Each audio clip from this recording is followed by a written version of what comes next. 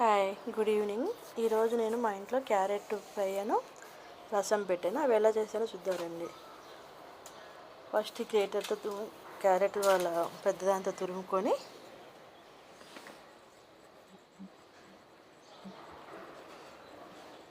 పక్కకు పెట్టుకున్నాను. పొయ్యి మీద గిన్నె పెట్టుకొని నూనె వేసేసి దీంట్లో ఏమైనా పచ్చిమిరపకాయలు 4 ముక్కలుగా చీరుకులు వేసేసుకొని క్యారెట్ తురుము వేపుకున్నాను. అది చిన్నగా అలా మొక్కుకుంటూ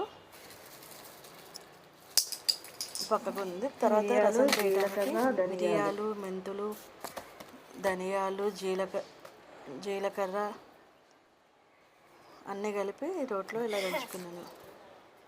మధ్యలో 4 ఎండుమిరపకాయలు, ఒక వెల్లుల్లిపాయ మొత్తం కూడా వేసి కలిపి పొడి చేసుకుని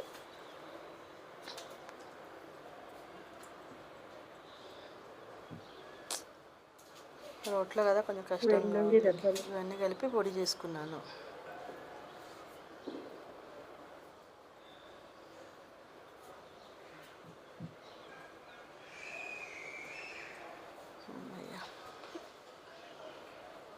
అలా అయ్యేవరకు కొంచెం దంచి పెట్టుకొని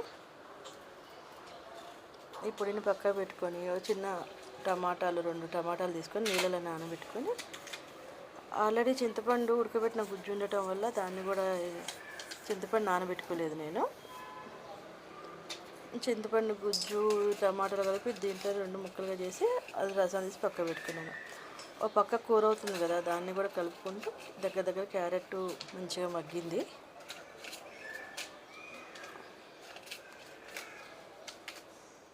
ఒక పక్క ఇటు చూసుకుంటూ అటు రసాన్ని తయారు చేసుకుంటున్నాను అన్నమాట.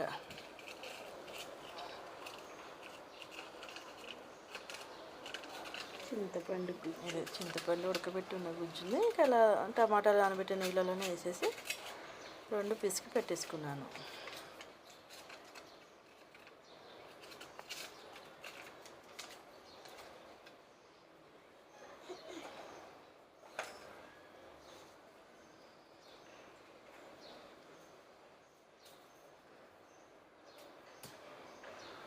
ఇప్పుడు క్యారెట్ కూరలో కూడా కారము, ధనియాల పొడి వేసి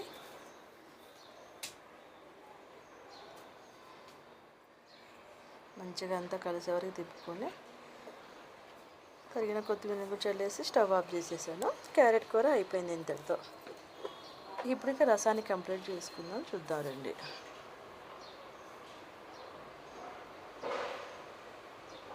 అయిపోయింది, చక్కగా కలిసిపోయింది అంతా. Stove off. క్యారెట్ కూర రెడీ.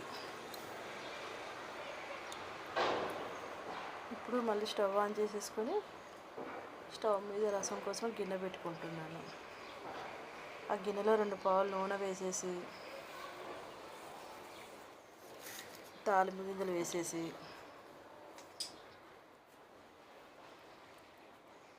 అవి కొంచెం వేగాక రసం పౌడర్ దంచి పెట్టుకున్నాను కదా పక్కన, తాలింపు ఎంపుకలు కూడా వేసాను, మర్చిపోయాను. కరివేపాకు వేసి పక్కన దంచి పెట్టుకున్న రసం పౌడర్ని కూడా తీసేసి అదే నూనెలో కొంచెం మగ్గించాను. మనం అన్నీ పచ్చిగా వేసుకుంటున్నాం కాబట్టి ఇవన్నీ కాస్త నూనెలో మగ్గితే బాగుంటాయి అన్నమాట. పట్టి పెట్టుకున్న రసం పౌడర్ మొత్తం దాంట్లో వేసేసాను. కొంచెం నూనెలో వేయాక దీంట్లో వేసేయాలి.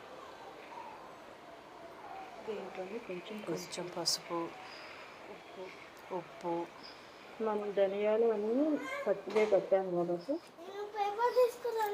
కొంచెం ఇది నూనెలో వేగనివ్వాలి. వేసి అన్నీ కలిపి పెట్టుకున్నాను. అలా మంచిగా పౌడర్ అంతా మంచిగా మగ్గిందన్నమాట.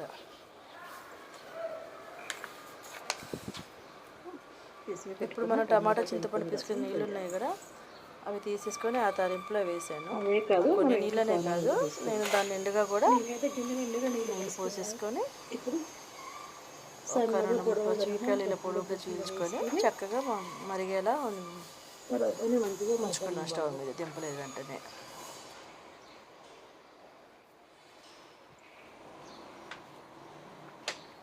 రసం చూసాడా అలా చక్కగా మసులుతుంది అన్నమాట. అలా కొంచెం మరిగితే చాలు. ఇప్పుడు పక్కకు పెట్టిన కొత్తిమీరని కూడా వేసేసి స్టవ్ బంద్ చేసుకోవటమే. అంతే, రసం రెడీ.